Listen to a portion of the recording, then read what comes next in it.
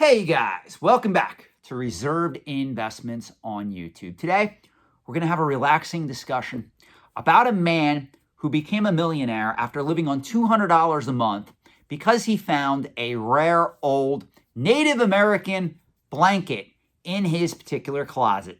Now, this is a very interesting story.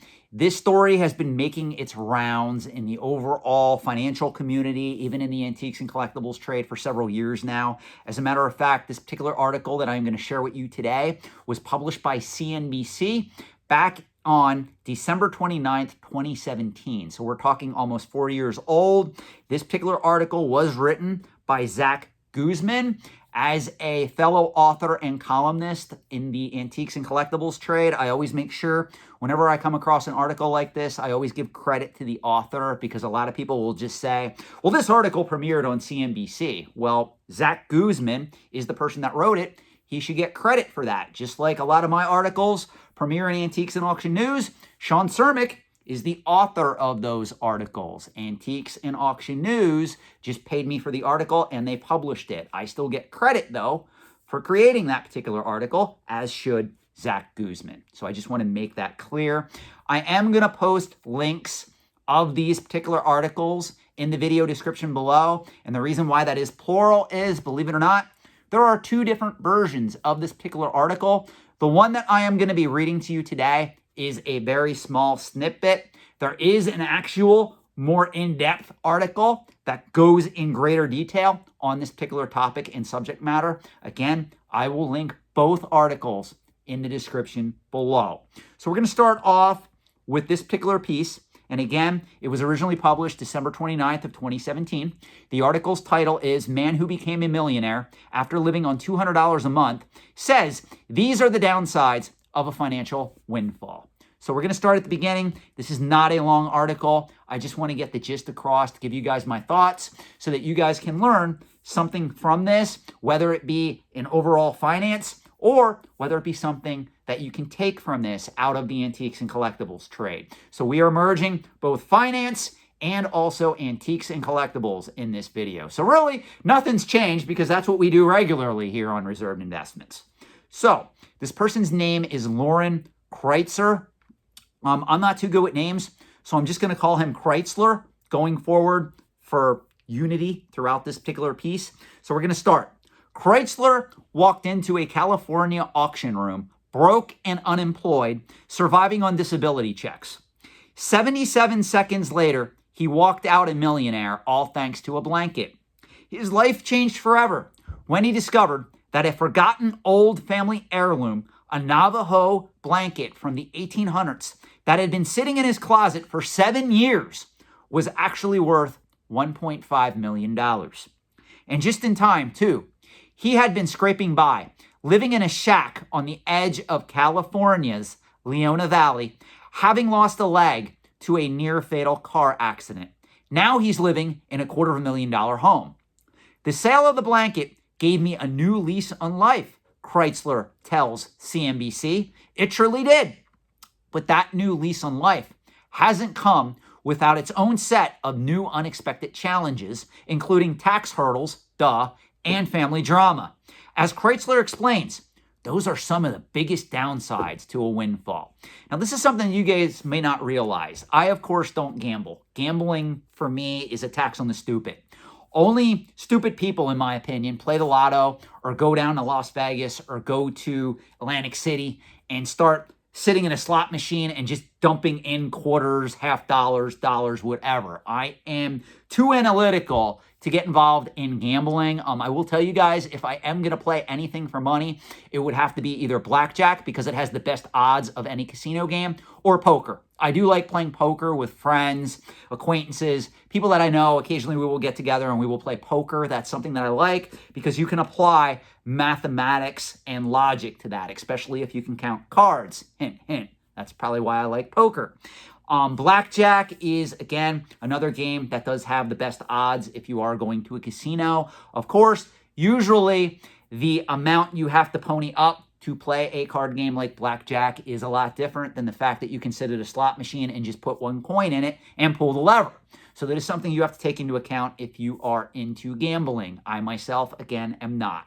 I will say this though, most lottery winners go bankrupt.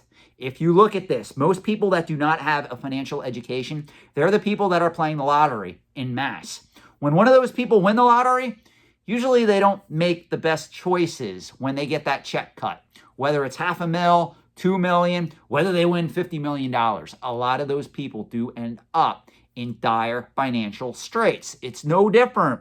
If you guys look during the pandemic, when the government cut checks for everyone, if you go back and you would poll 10 people who didn't need that money, I guarantee you, 9 out of 10 of them, they just spent the money on stupid stuff. It went to Amazon or Walmart or eBay or someone like me who sells a lot of these collectibles on eBay and other sites.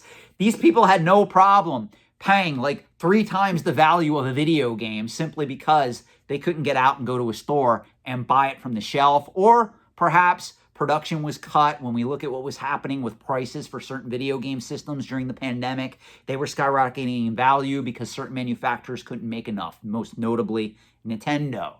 Well, those people had no problem paying someone like me $400, $500, $600 for a Nintendo Switch system that normally would only cost $299 at retail. I mean, it is completely ridiculous.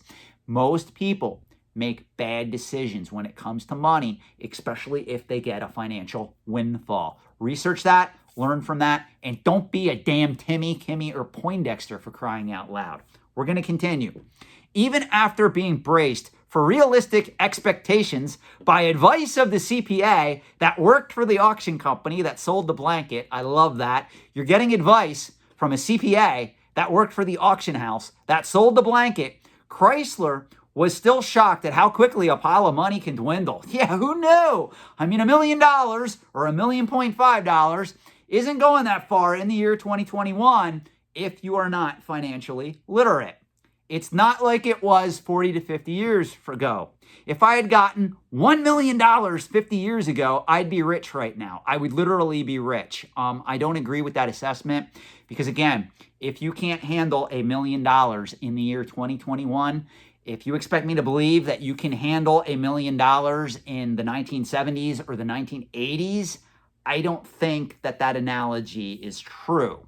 Meaning, I think he still would have blew the money or did something stupid with it, even if he got in this particular financial windfall back in 1974 or 1984 or 1994. The time frame wouldn't have mattered. He still is who he is, and probably, even back then, he had less financial intelligence than he has today in the year 2021. So it could have been much worse. Continuing. Instead, having used most of his newfound fortune buying 2 homes in Central California, now let's stop right there. Instead, after having using most of his newfound fortune buying 2 homes in Central California, dude, you went from living on $200 a month to selling a blanket for $1.5 million. Now, to be fair, the auction company took their cut out of there. There's going to be taxes on that amount. So I get it. You didn't get $1.5 million. Pretty much you probably walked away with $1 million if you were lucky. Most likely probably $900,000 or so. But still, why would you buy 2 houses? Did you have a dream of going from $200 a month to becoming Timmy, the real estate god or landlord of California? California is known for extremely high property prices and taxes. Why on earth would you spend this newfound wealth on 2 houses? Buy 1 reasonably priced home and invest the difference. Pay the home in cash so that you always have that home. They can't foreclose on you as long as you pay your property taxes, but invest the other amount and utilize the interest, utilize the dividends to live a better life. I will never understand why people have this mindset. So let's continue. Chrysler says he is losing about $10,000 a year in insurance and property taxes alone. No shit. You bought 2 homes in one of the most expensive states in the United States that there is outside of New York to live in. This is not rocket science. With no income stream, now that his disability checks were cut off, Chrysler says that to continue living off the windfall, he would have to relocate to somewhere where the costs of living are lower. No, instead of buying 2 houses, buy 1. You don't need to own 2 houses. You went from $200 a month to coming into a financial windfall. There's no dictation that says, hey, I'm going to buy multiple homes now. I'm going to live like a multimillionaire. Newsflash, you're not a multimillionaire as of yet. Let's continue. We're getting taxed to death here. I can't afford it, he says. I'm from California. I grew up here, but without working, it's just hard to survive. Now, to be fair, I understand that California can be notoriously hard to succeed in, even with a financial windfall. There's a lot of taxes in that state. That state is pretty much, I like to describe it as a blue state held together with red tape. And that's a great example as to how certain regulations can be taken too far. I do know people that live in California. Some of them love it. Some of them make a god amount of money to be able to afford to live in certain areas that they live in, especially around Silicon Valley, especially around North Hollywood. Other people, I can tell you, they hate living in California for that reason. So it is a crapshoot. If you make a lot of money, you want to live in certain highly populated areas where the aggregate income is higher than most and you can afford to live there, you probably will enjoy your time in California. But there are a lot of people struggling to get by just due to the taxes and the cost of real estate in that particular state. He and his wife are now looking into selling their house and moving north to Idaho, where taxes aren't as burdensome and life is more affordable. And then there's the issue of dealing with family members that hear about newfound wealth. I knew this was going to take center stage in this particular article.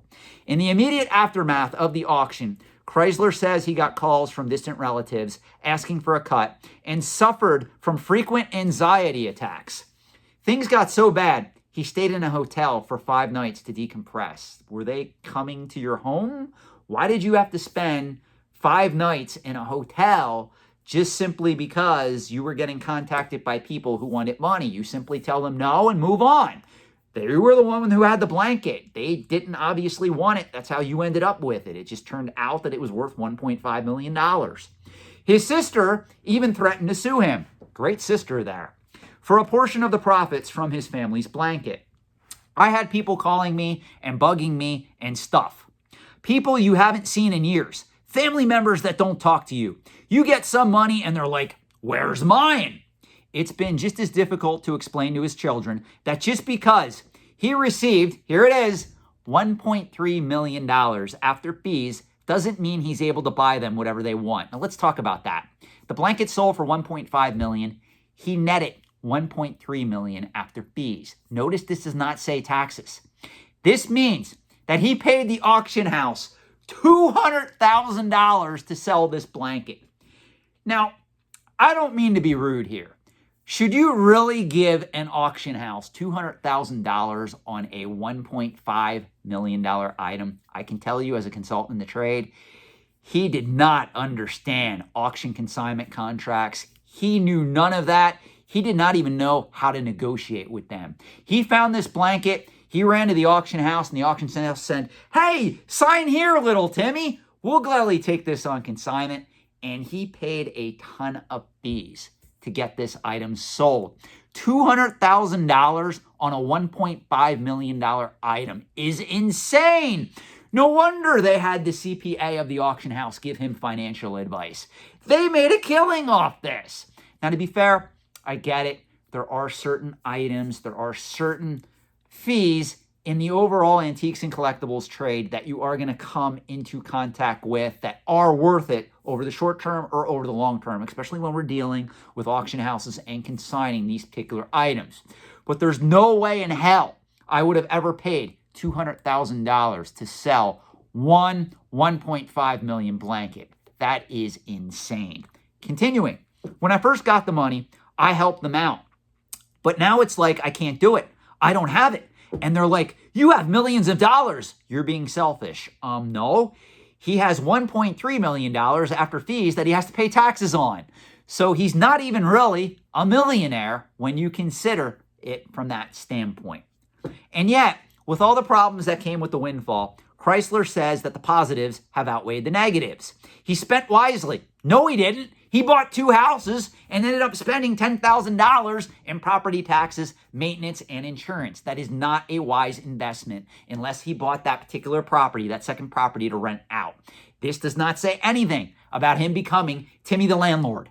He wanted to become Timmy the real estate king, and he wanted to live in 2 houses. That was a complete waste of money at that particular point.